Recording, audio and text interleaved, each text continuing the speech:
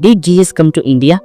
This particular topic have been recently debated among many people, and some people are unclear about this. So like we clarify today, did Jesus really come to India? There were numerous claims of Jesus visiting to various places around the world, apart from his own place, that is Israel. Some of these claims suggest that Jesus visited India, or Jesus visited Japan, or Jesus visited England or France, United States, and even South America. But in this video, we will be dealing with only one topic, that is whether Jesus visited India or not. There are mainly two theories about Jesus' journey to India. The first one comes from the book The Unknown Life of Jesus, which was written by a Russian journalist and a traveler, Nicholas Notovich, in 1894.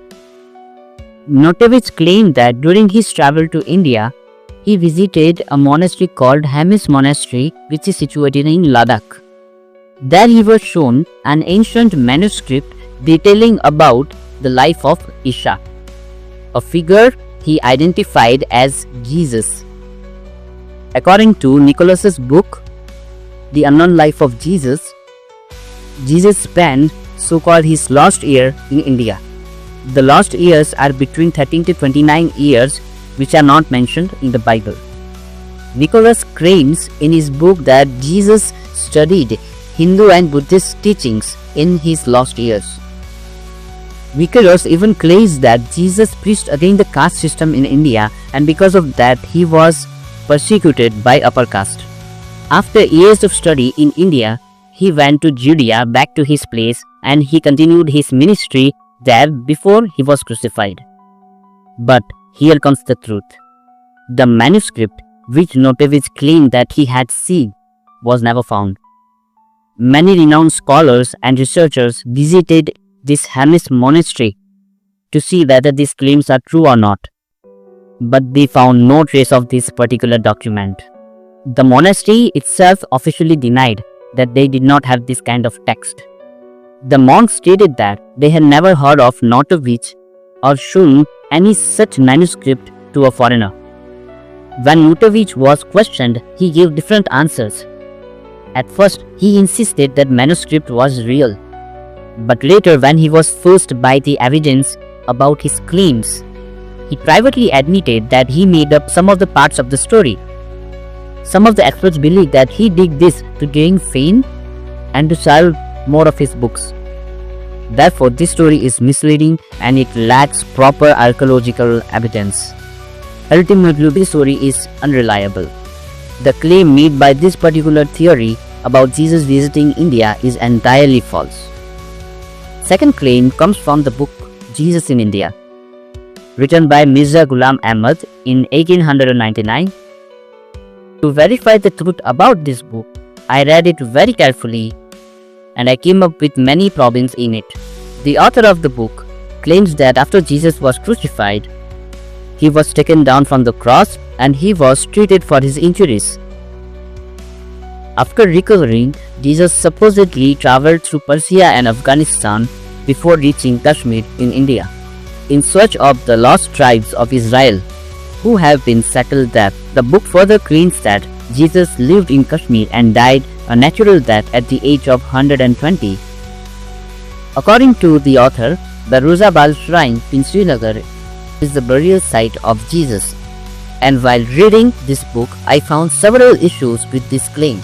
The book primarily discusses about the lost tribes of Israel rather than finding the strong evidence of whether Jesus visited India or not. It also tries to interpret the verses of Bible without proper context or evidences. For example, the author quotes the Gospel of Barnabas, claiming that the Gospel of Barnabas is an ancient text that states that Jesus was not crucified. However, this is incorrect. The author claims that the Gospel of Barnabas was written at the same time when the canonical Gospels were written. The canonical Gospels means Matthew, Mark, Luke, John was written. But actually, the Gospel of Barnabas was written between the 14th and 16th century CE, while the Gospel of Matthew, Mark, Luke, and John were written in the 1st century CE. This means there's a very big gap, a gap of 1300 to 1400 years between the Gospel of Barnabas and canonical Gospel, that is Matthew, Mark, Luke and John, the actual written document about Jesus' life and ministry. Because of this particular thing, this claim is completely inaccurate. Scholars also consider the Gospel of Barnabas as a forgery because its linguistic style do not match with the socio-political time of Jesus. Another thing that I found was the misinterpretation of the name of Golgotha. The Bible says that Jesus was crucified at Golgotha, which means place of skull in Aramaic. The author tries to connect Golgotha to the name of Srinagar. He claims that Siri from Srinagar means the skull and Nagar means the place, suggesting that Srinagar is the true Golgotha. However, this is false. In Sanskrit and in Pali, the word Siri from Srinagar means luck, glory or wealth, but not skull. If you have doubt, you can check this online.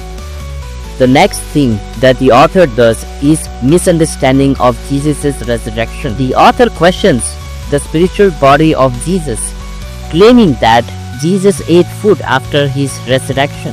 That is taken from Luke chapter 24 from the Bible. He assumes that if Jesus needed fruit after his resurrection, it must be in a physical form. However, he ignores the fact that Jesus appeared in a locked room, proving he had a spiritual body.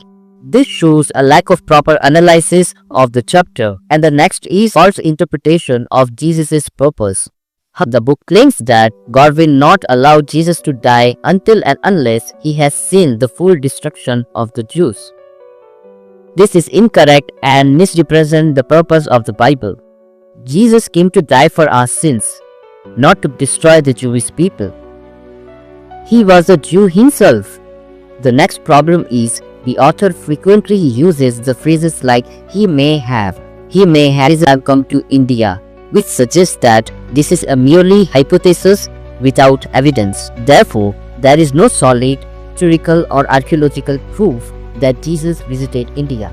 No Roman or no Jewish records mention such astute scholars like Gunter Grunwald and Norbert Platt have also argued that the author misinterpreted many Bible verses, as the Rusa Bal shrine in Srinagar in India is not attributed to Jesus. It is attributed to a local saint named Yus Asaf, not Jesus. Therefore, this claim is completely false because it has no solid historical evidences, and no credible historian supports this fact. Between the ages of 13 and 29, Jesus was not in India. Instead, he was helping Joseph, his earthly father, as a carpenter, and growing in wisdom and knowledge by studying the Torah. But yes, one of his disciples among 12, whose name was Thomas, visited India in 52 CE, and he is believed to have preached in various parts of South India, including Kerala and Tamil Nadu. And he was martyred near Chennai in 72 CE, and his tomb is there where St. Thomas Basilica stands today.